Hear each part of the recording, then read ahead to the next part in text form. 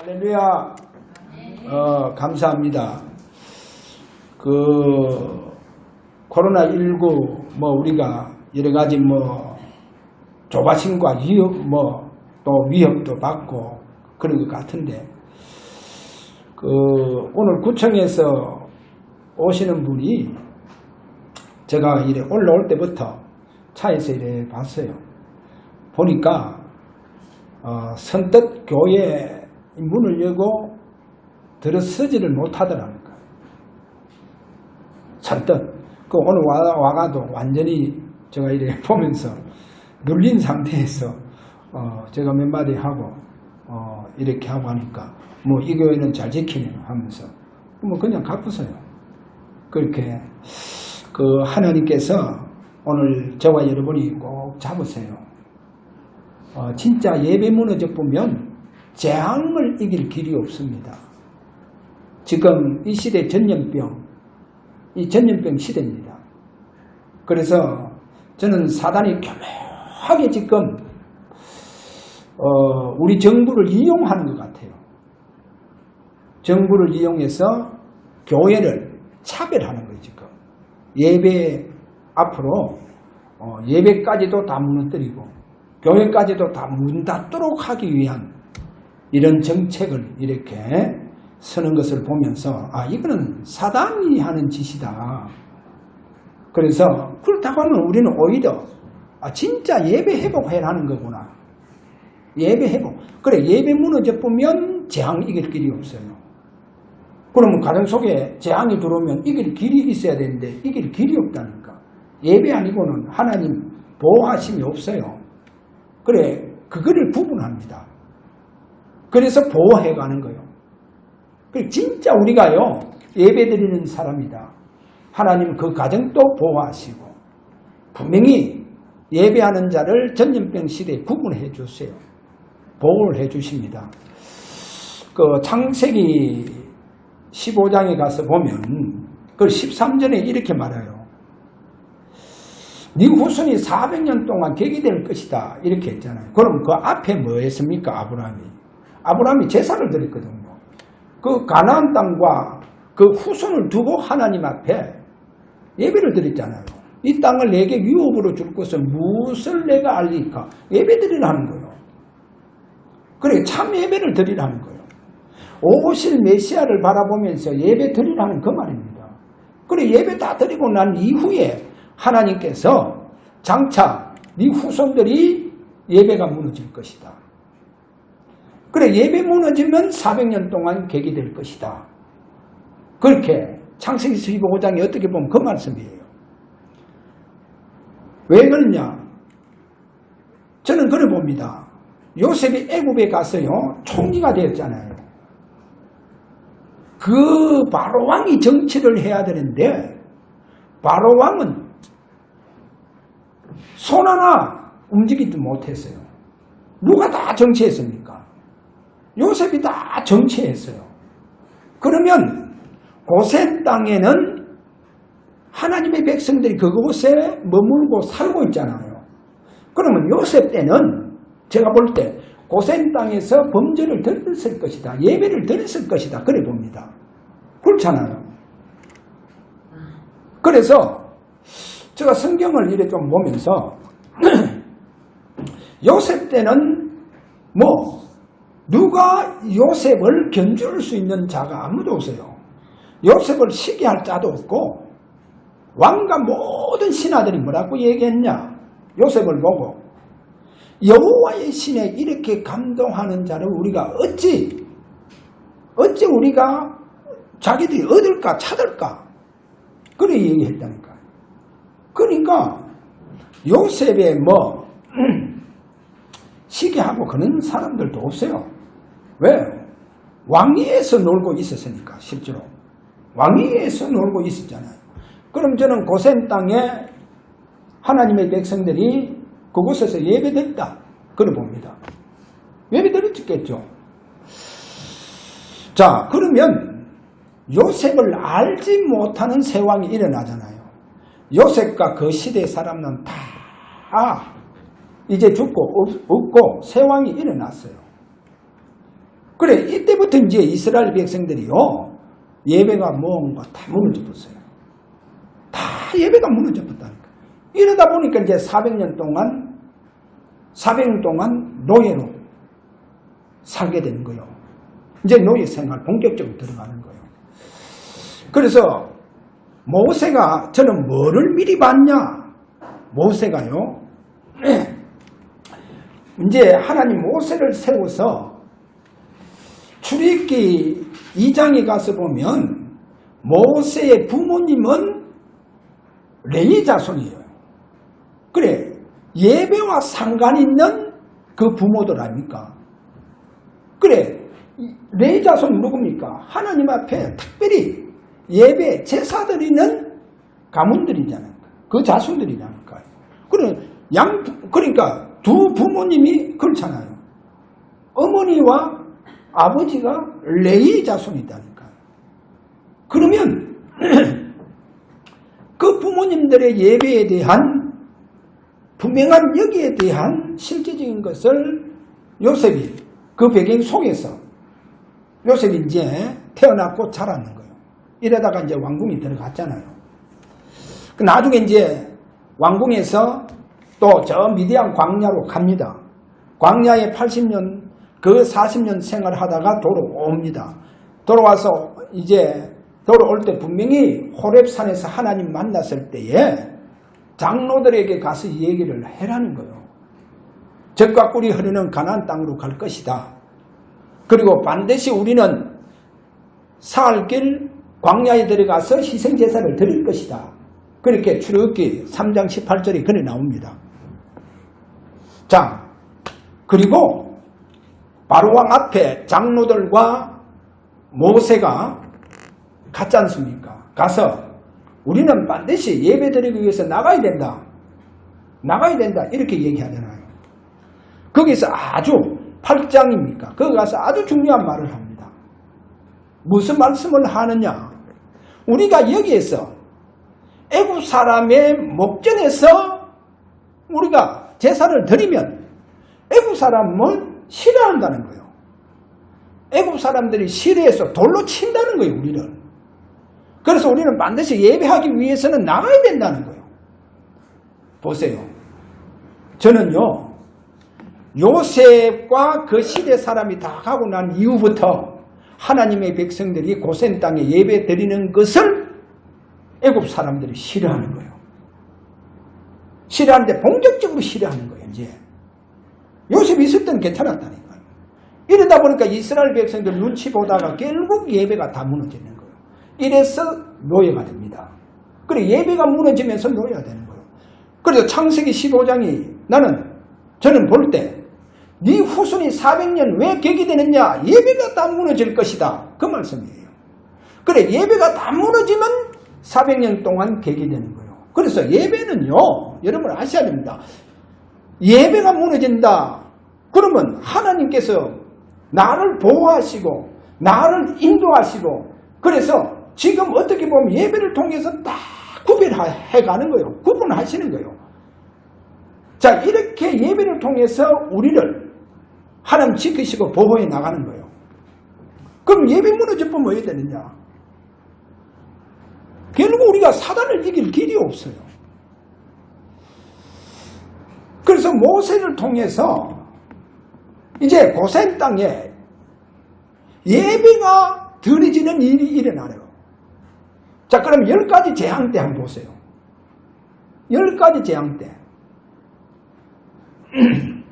그럼 그동안 재앙이 일어나는 그동안을 보세요.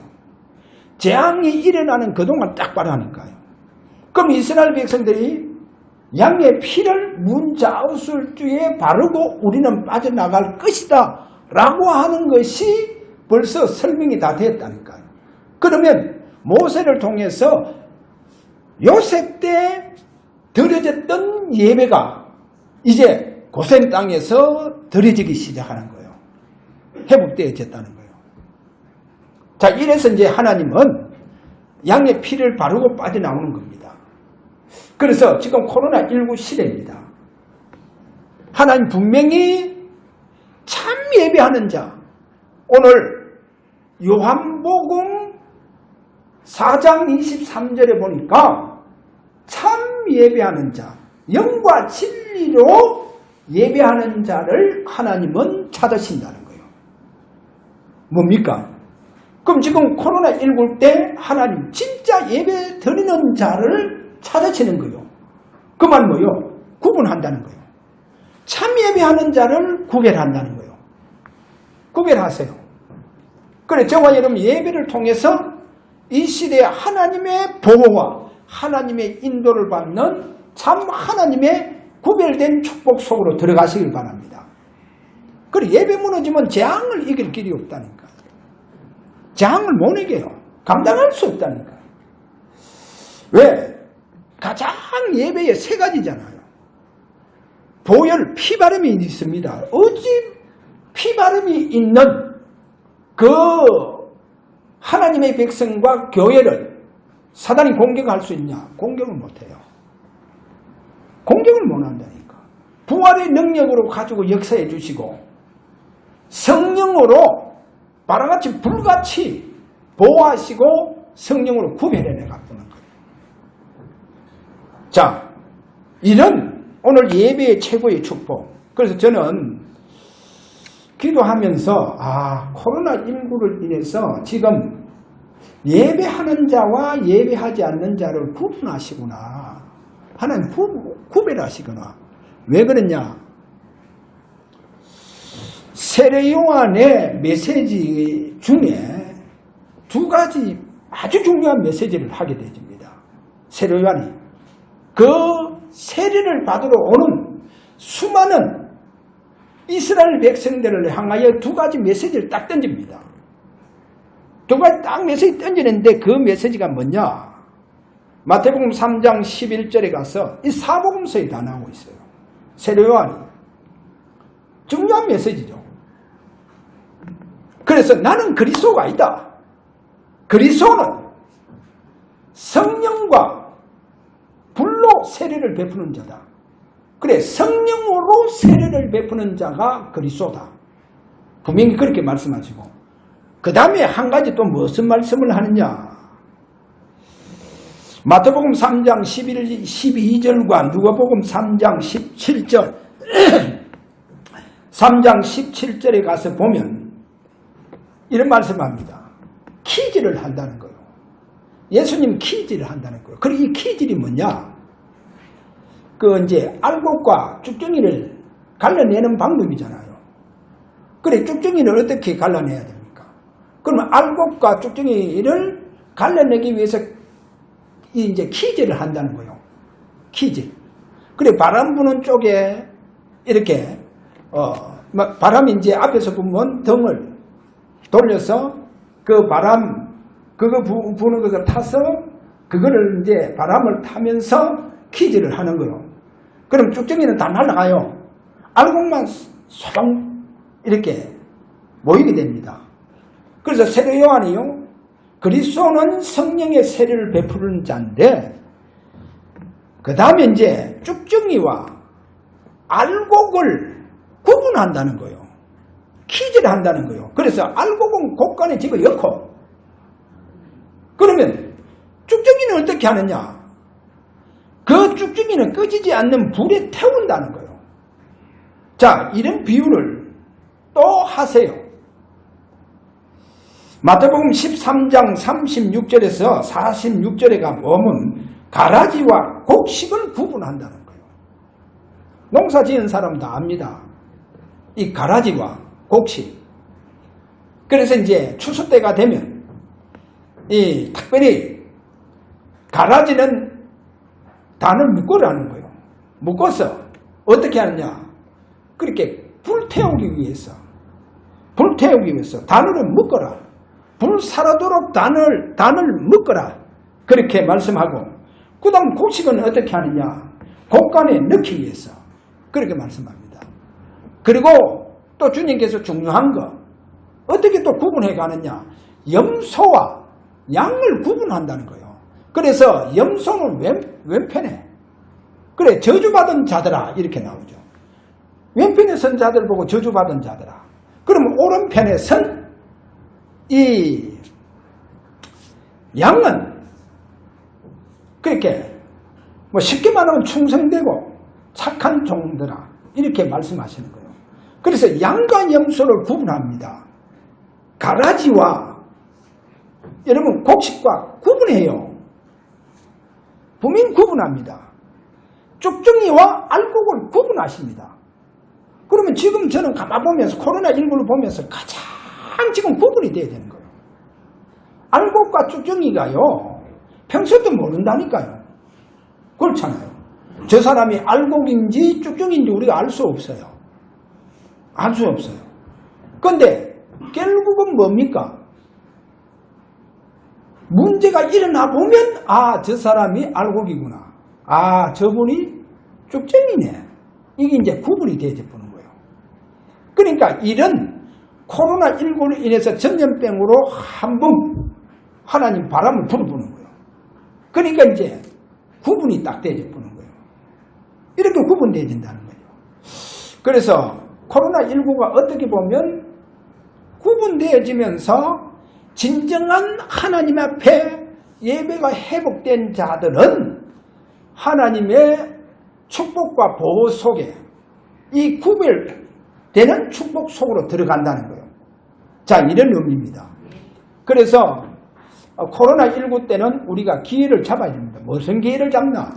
진짜 내가 예배가 소홀히 되어졌구나. 내가 예배가 너무 약했구나. 그러면 내가 예배를 완전히 회복해야 할 기회를 삼아야 되겠다. 그래, 가장 좋은 기회구나. 내가 완전히 예배 회복 속으로 들어가야 되겠다. 자, 이런 우리가 중심을 가지고 하나님 앞에 예배 회복하는 귀한 오늘도 주일이 되시기를 바랍니다. 자, 오늘 첫 번째입니다. 하나님께 과연 어떤 자를 찾으시는가? 이거를 보시면서 지난주 약간 설교에서 조금 제가 변경해서 말씀드립니다.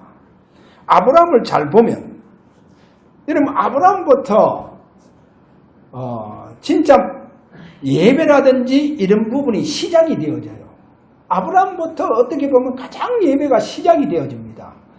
그래서 이 아브라함 때 그러면 예배가 어떻게 아브라함을 통해서 제대로 시작이 되어지는가 이거를요 그 후손들이 찾게 됩니다. 그래서 첫 번째 제목이 뭐냐? 선조의 그 가문 또는 가정 속에 흐르는 세 가지가 있습니다. 이 세 가지. 그러면 이 세 가지가 하나로 딱 설명하자면 각인과 구별시킨다는 거예요. 그러면 각인은 뭐냐? 진짜 복음으로. 복음. 제가 지난주 요셉이 선조 때에 선조들이 잡았던 그 언약이 그 복음이 요셉에게 각인되어졌다. 제가 이런 말씀했죠. 그래서 아브라함이라고 하는 이 선조입니다. 이 선조들의 그 가문 속에 흐르는 세 가지. 이 부분이 진짜 저와 여러분에게 완전히 각인되어지는 그 각인되어지는 예배가 일어나야 됩니다. 이 각인되는 예배가 일어나야 돼요. 지금 이 예배를 회복해야 됩니다. 그러면 이 세 가지 각인되는 것이 뭐냐? 첫째가 뭐라고 했습니까? 창세기 3장 15절. 창세기 3장 15절 여자의 후손입니다. 여자의 후손. 뱀의 머리를 상하게 할 것이다 했죠. 그래서 복음을 말합니다. 가장 성경에 복음이 핵심을 말하죠. 이 복음이요. 분명히 아브라함은 그에게 각인되어졌고 아브라함이 각인되어졌던 이 여자의 후손이 오실 메시아가 그 아들 이삭에게 각인이 되어집니다. 각인이 되어지고 이것이 이제 야곱과 요셉에게까지 각인되어 내려갑니다. 쭉 이 가문을 타고 내려가고 있어요. 그래서 나중에 보면 마태복음 1장 1절에 이렇게 말합니다. 아브라함과 다윗의 자손 예수 그리스도의 세계라. 그래서 아브라함의 가문을 통해가 내려오는 거예요, 지금. 이렇게. 지금 여자의 후손. 그냥 흘러내려오는 것이 아니고 각인이 되어져서 내려오고 있다는 겁니다. 각인이 되어져서 전달되어지고 있다는 겁니다. 그래서 오늘 저와 여러분 복음이 완전히 각인되어지는 예배가 되어져야 됩니다. 진짜 복음이 각인되어지는 예배. 자, 그래서 아브라함을 보고요, 하나님께서 창세기 12장 1절에 3절 뭡니까? 내가 지시하는 땅으로 가라 하죠. 그 지시하는 땅이 누굽니까? 어디입니까? 가나안 땅, 메시아하고 오실 땅입니다. 근데 이제는요, 아브라함이요 75세 때에 바벨론 갈대아 우르에서 떠납니다. 이렇게 거기서 빠져나오면서 자식이 없잖아요. 하나님이 자식이 없는 이 방법을 하나님께 서셨다는 겁니다. 결국은 아브라함이요, 자기 몸도 죽은 몸이 되어졌고 자기 아내 사라도 완전히 죽은 몸이 되어졌는데 하나님은 재창조의 능력으로 그들에게 후손을 줍니다. 그래 이삭을 주시는 거죠. 그런데 창세기 22장에 가서 보면 이 이삭을 모리아 산에 제사를 드리려 합니다. 그거는 뭡니까? 그런데 거기에 아브라함이 그 하나님 말씀에 망설임이 있느냐? 망설임이 없어요. 그 말은 뭡니까? 아브라함은 이미 요한복음 8장에 가서 예수님 그렇게 말씀합니다. 아브라함은 나의 때를 보고 즐거워했다. 그렇게 이미 여자의 후손 오실 메시아 그 때를 보고 즐거워했다는 거예요. 그 때를 보고 즐거워했다는 거예요. 그러면 아브라함은 뭡니까? 복음이 각인되어졌다는 거예요. 부모가 복음이 각인되어지니까 이것이 자식에게 그대로 가는 거예요. 그것이 바로 모리아산 제사입니다. 모리아산 제사. 그러니까 부모가 각인되면 자식에게 그대로 가요. 자, 이래서 이삭은요, 자기가 죽어야 되는데 자기 대신 수풀에 걸려있는 수양입니다. 그래 이 수양을 잡아서 번제를 드리잖아요. 그런데 그거로 끝납니까? 이삭이 그거로 끝나지 않아요. 저는 이삭을 보면서 이삭이요, 창세기 24장 63절에 가서 보면 자기 아내 될 리브가잖아요. 리브가를 맞이하기 위해서 들에 나가서 뭐 하더라? 묵상하더라는 거예요. 그 묵상이 뭡니까? 바로 자기가 죽어야 되는데 자기 대신 수양을 범죄를 드렸잖아요. 오실 메시아입니다. 그 오실 메시아를 바라보면서 묵상 속에 들어가는 거예요. 그 메시아. 저는요, 이삭이 그러면 어느 정도 오실 메시아에 대해서 묵상했겠어요. 왜? 내가 죽어야 되는데 바로 그 수양이 죽었다는 거예요. 그 수양의 비밀을 가지고 있는 메시아가 오셔서 앞으로 우리를 구원하시기 위해서 그분은 십자가에 피를 뿌릴 것이다.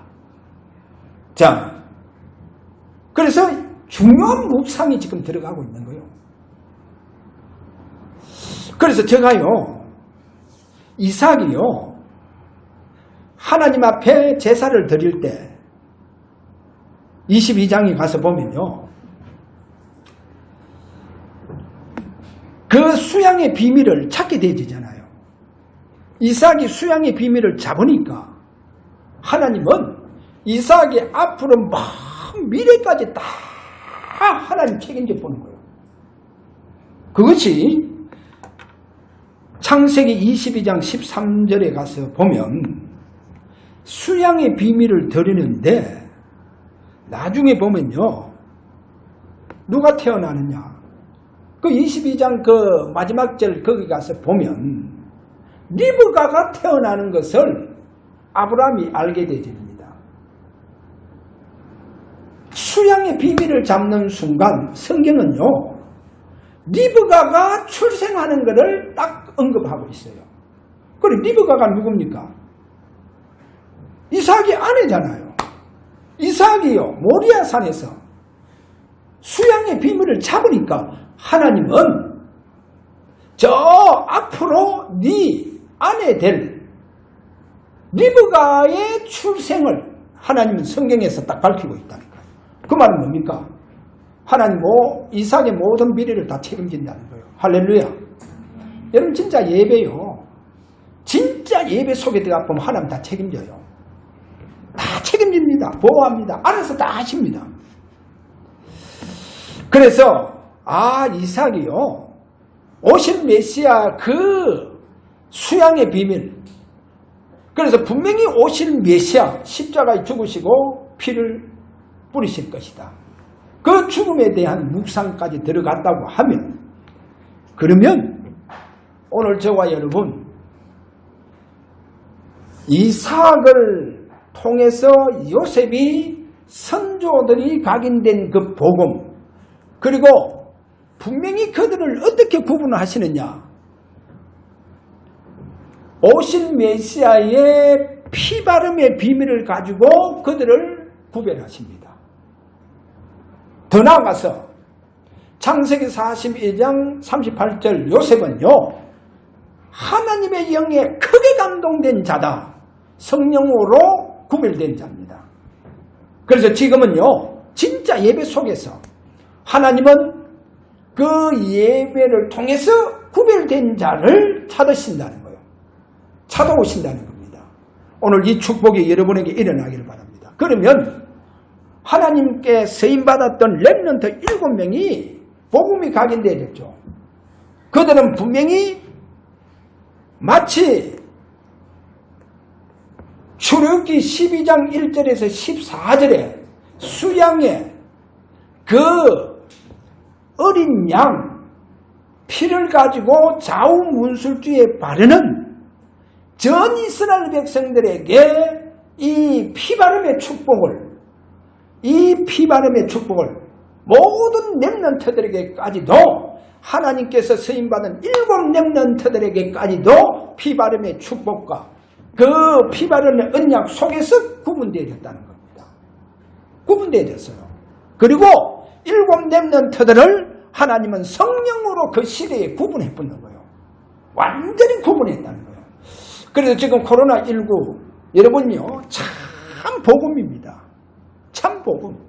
여자의 후손 보라, 처녀가 잉태하여 아들 낳으니 그 이름은 임마누엘이라 라고 하는 메시아 그리스도, 십자가에서 다 이루시고 모든 문제를 다 끝내신 그분이 나의 주인 되어 주시는 부활의 능력으로 오늘도 여러분에게 찾아오셔서 나의 주가 되어 주시고 나의 주인 되어 주시는 이 축복 속으로 들어가는 것이 바로 여러분 남다르게 이 시대에 구분되었다는 거예요.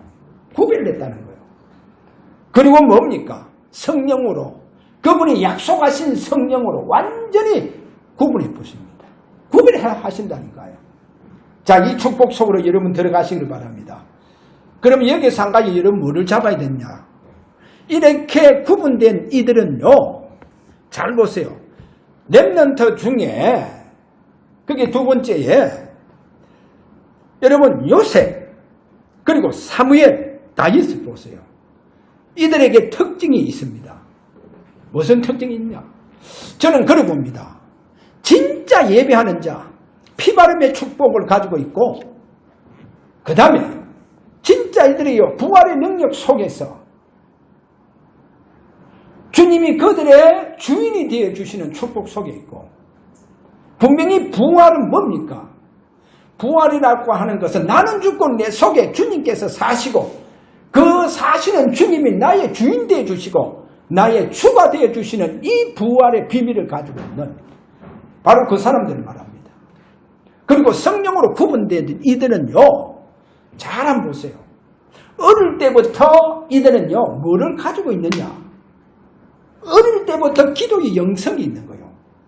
그러니까 남다르게 어릴 때부터 기도하는 사람이라는 거예요. 아니, 어른도 기도 못하는데 이들은요, 소년인데도 불구하고 기도 속에 있는 거예요. 할렐루야.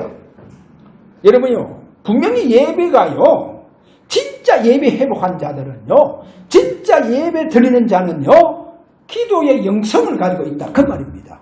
할렐루야. 자, 보세요. 기도의 영성이 있을 뿐만 아니고, 이들의 기도의 영성이 있죠? 그러면 하나님께서 이들에게 이 기도의 축복을 주셨다는 거예요. 왜? 기도의 축복을 왜 주겠어요? 하나님과 진짜 교통의 축복 속에 있는, 교통 축복 속으로 들어가도록. 자, 그래서 이 어릴 때부터 기도하는 이들에게 하나님께서 모든 것을 다 준비하십니다. 모든 것 다 준비해요. 한번 보세요. 그럼 요셉을 보세요. 요셉이 창세기 37장 5절에서 11절에 가보면 거기에 뭐 해와 달 그리고 11백단이 자기에게 절하죠. 그러면 요셉은 어릴 때부터 진짜 뭐 했냐? 기도했다는 겁니다. 이 기도, 그래서 어느 정도 기도했냐? 해와 달 그리고 11백단에 대한 이 이상을 보는 거예요. 그러니까 그만큼 기도의 영성이 있었다. 이러다 보니까 창세기 39장 2절에 보면 요셉이 이제 노예로 잡혀가는데도 불구하고 하나님께서 그에게 함께 하시는 축복이 일어나요.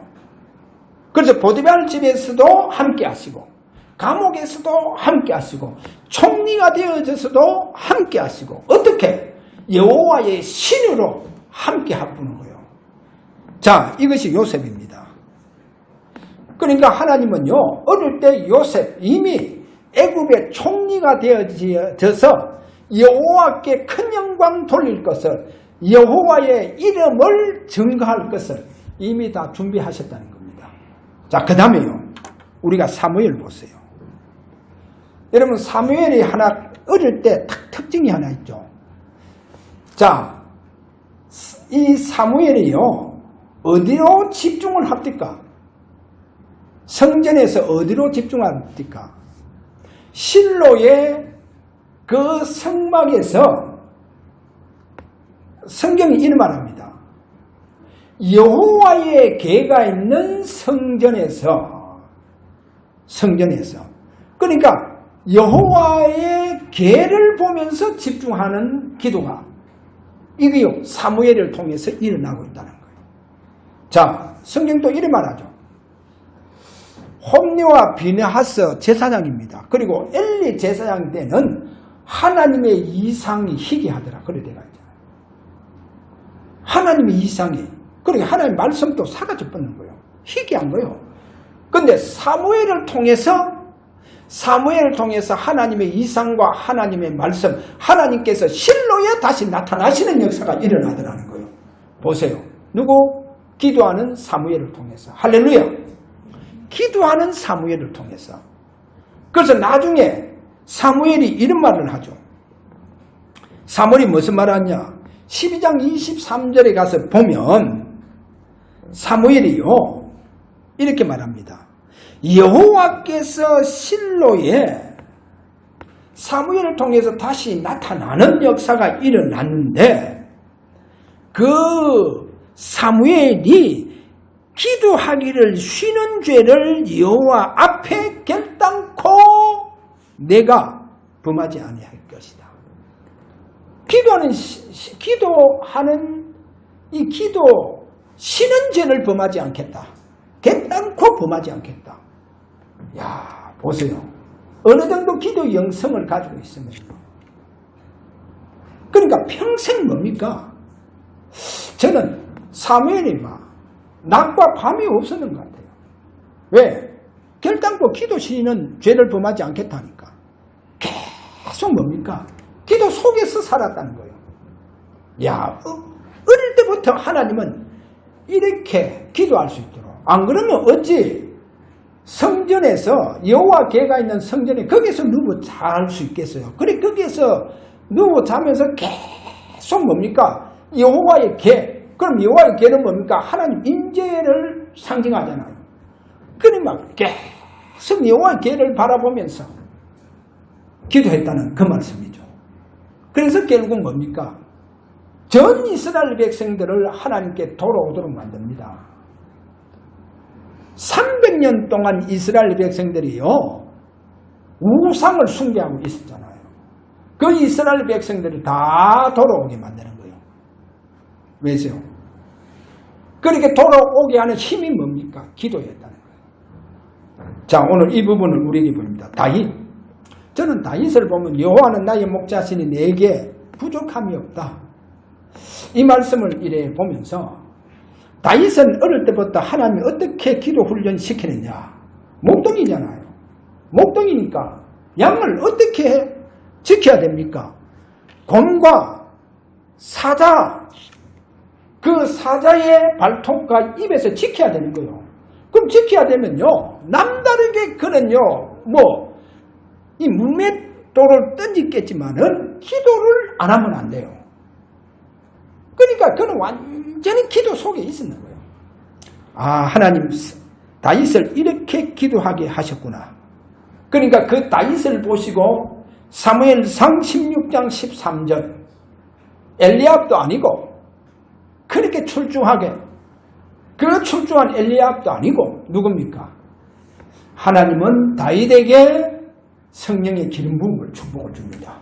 그러면 결국 뭡니까? 어릴 때부터 기도하고 있는 바로 이런 다윗에게 성령의 기름 부음을 주시는 그 시대의 왕으로 구별하시는 축복을 주심을 분명히 보여주고 있습니다. 자, 그러면 여기에서 저와 여러분이요, 왜 이 치유가 안 되면 기도가 안 됩니다. 치유 안 되면 예배도 안 되죠. 예배 기도는 안 됩니다.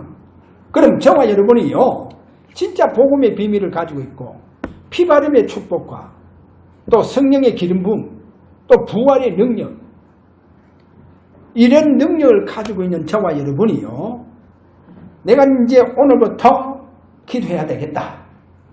저는 기도가 진짜 치유예요. 그러면 기도에서 우리가 가장 먼저 나와야 할 답이 있습니다. 진짜 앞으로 내가 기도의 사람이 되어지려고 하면 이 기도에 가장 먼저 나와야 할 답이 뭐냐? 두 가지입니다. 첫째가 하나님의 형상 회복입니다. 하나님의 형상 회복은 창세기 1장 26절과 27절입니다. 하나님의 형상 회복은 원래 하나님께서는 우리 인간을 하나님의 자녀로 우리를 창조하셨다. 할렐루야. 저와 여러분 하나님 자녀로 창조했어요. 그래서 조금 더 이 얘기하자면 우리는 피조물인데 영생을 가지고 있는 피조물입니다. 원래 하나님 우리를 그렇게 창조했어요. 영생을 가지고 있는 피조물이에요. 영생하도록 창조된 피조물이라니까요. 이런 축복을. 그런데 하나님의 자녀로 우리를 딱 창조했어요. 그래서 가장 실제적으로 우리의 기도를 어떻게 회복해야 되냐? 나는 원래부터 하나님의 자녀로 창조되어졌다. 할렐루야. 자, 그렇다 하면 하나님과 나와의 관계가 어떤 관계냐? 부모와 자녀의 관계다. 이 부분이 가장 기도하는데 우리가 이 부분이 답이 나오고 이 부분이 회복돼야 돼요. 야곱이 이게 안 나왔다니까요. 그래서 도망가다가 들의 유숙에서 그가 꿈속에 하나님 가장 먼저 그에게 주시는 답이 뭡니까? 하나님 형상 회복시키는 거라니까요. 그러면서 가장 그에게 답을 주는 답이 바로 네 조부 아브라함이 하나님. 네 조부 아브라함이 하나님이시다는 거예요. 네 아버지 이삭이 하나님이시다는 거예요. 그리고 이 말은 뭡니까? 하나님과 나와의 관계는 뭐다? 자녀의 관계다. 그래서 저는요, 어린아이들 있죠? 문제 심각하다. 어린아이들이 진짜 치유가 뭐냐? 하나님 형상 회복하는 거고, 그 다음에요, 하나님 아버지와 너와의 관계는 부모의 관계다. 부모와 자녀의 관계임을 어린아이들한테 어릴 때부터 이거를 인식시켜야 돼요. 그러니까 진짜 아버지 하나님을 진짜 아버지 하나님으로 아버지, 부모와 자녀의 관계 속에서 기도하도록 만들어줘야 돼요. 이게 치유입니다. 실제적인 치유예요. 우리는 다른 것 가지고 자꾸 치유시키려는 게 아닙니다. 하나님 형상 회복시키는 거예요. 그게 치유다니까. 그리고 하나님께서요, 그 야곱에게, 간사한 야곱에게 얼마나 야곱이 거짓말 잘합니까? 남 잘 속이고 하는 그 야곱. 그 야곱에게 제일 먼저 하나 뭐를 회복시켰습니까? 뭐 치웁니까? 그래서 하나님과의 너와의 관계는 뭐다? 부모의 관계다. 부모와 자식 관계다. 그래서 나중에 제가 이런 얘기 잘 하지 않습니까? 창세기 32장 9절에 가서 위기가 왔을 때 그때 그 야곱 기도하는 거 봐봐요. 조부 아브라함의 하나님, 내 아버지, 분명히 거기 보면요, 내 조부 아브라함의 하나님, 내 아버지 이삭의 하나님 여호와, 할렐루야. 완전히 뭐요? 부모 관계가 회복됐다는 거예요. 이게 회복된 거예요. 여러분, 그래서 기도 가장 뭡니까? 하나님과 나와의 관계는 뭐다? 부모와 자식과의 관계입니다. 할렐루야.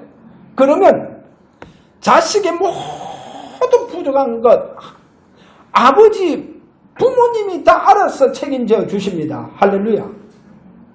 다 책임져줘요. 그래서 저는요, 기도에 가장 먼저 나와야 할 답은 이 부분입니다. 어린아이들요, 어릴 때부터 이 답을 엿보야 돼요.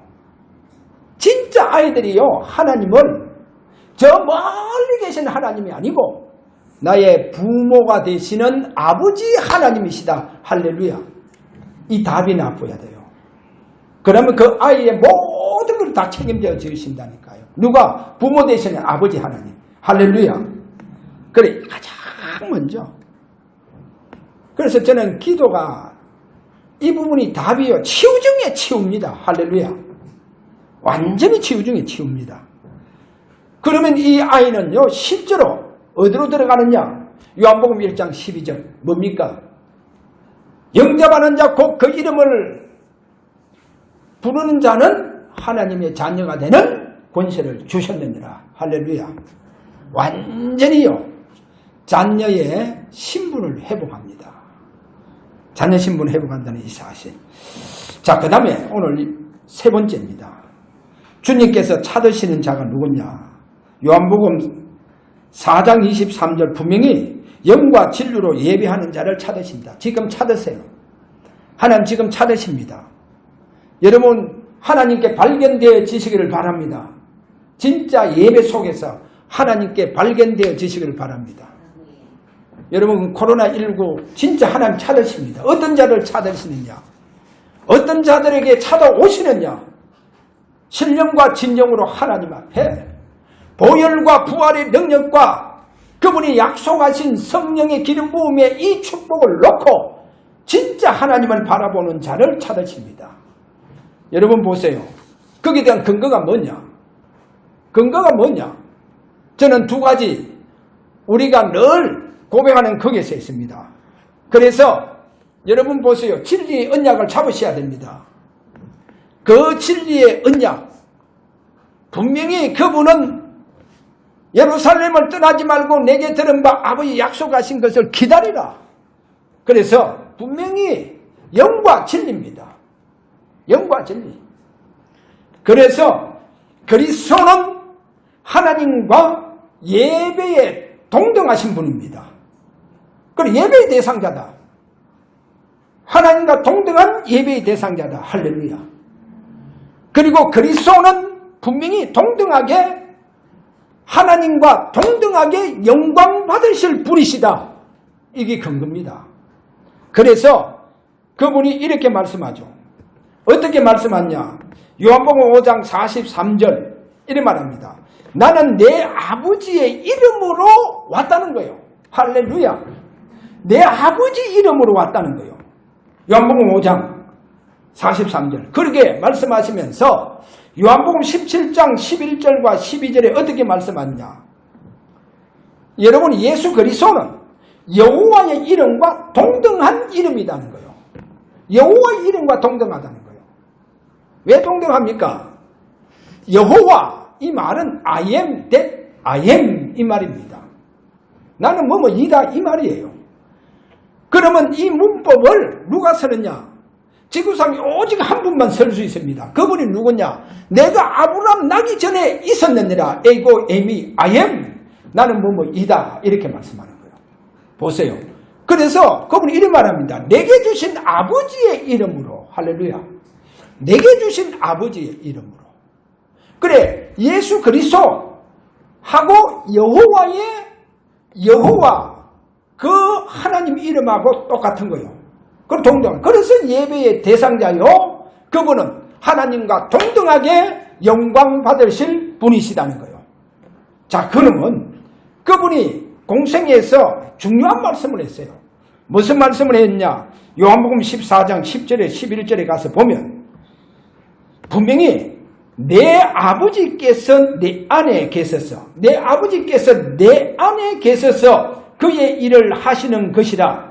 내가 아버지 안에 그하고 아버지께서는 내 안에 계심을 믿어라. 할렐루야.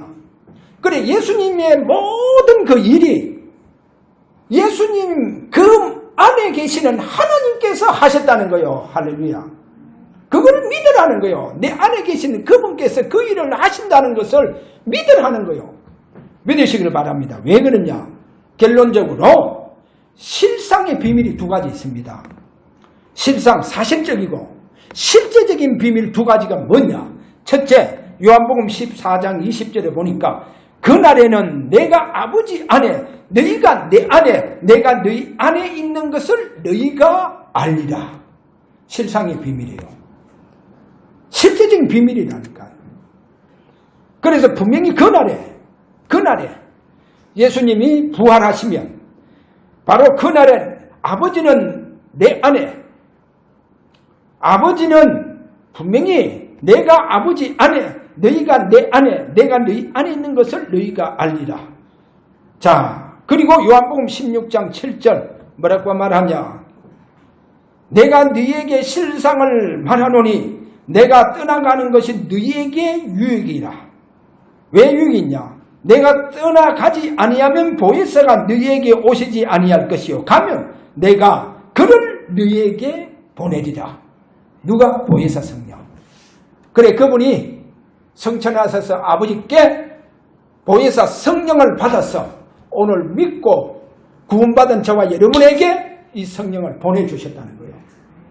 그리고 그분이 예루살렘을 떠나지 말고 내게 들은 바 아버지 약속하신 것을 기다리라. 그날에 너희는 알 것이다. 내가 아버지 안에, 너희는 내 안에, 내가 너희 안에 있는 것을 알리라.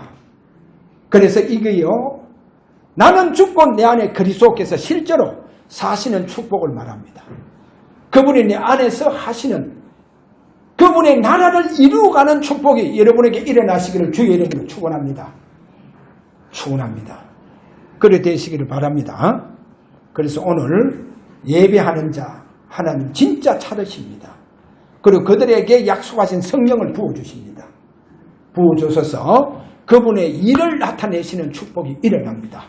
우리 다 함께 오늘 이 시간 기도하도록 합니다. 하나님, 진짜 주님께서 성령으로 내게 찾아오시는 이런 예배의 축복 속에서 또 기도의 축복 속에서 사는 저들이 되게 하여 주시옵소서. 이렇게 우리 다 함께 이 시간 기도하기를 원합니다. 다 같이 기도합니다. 하나님 아버지 감사합니다. 예배가 완전히 회복되어 예배하는 저들을 찾아오시고 어디 있었는지 진짜 주님을 바라보면서 피언약 속에서 기도하는 부활의 능력의 재창조의 능력 속에서 기도하는 성령의 기름 부음에 구별되어 기도하는 저들을 찾으시는 이런 참 축복 속에서 기도하는 우리 모든 성도들 되게 하여 주시옵소서. 예수 그리스도 이름으로 기도하옵나이다. 아멘.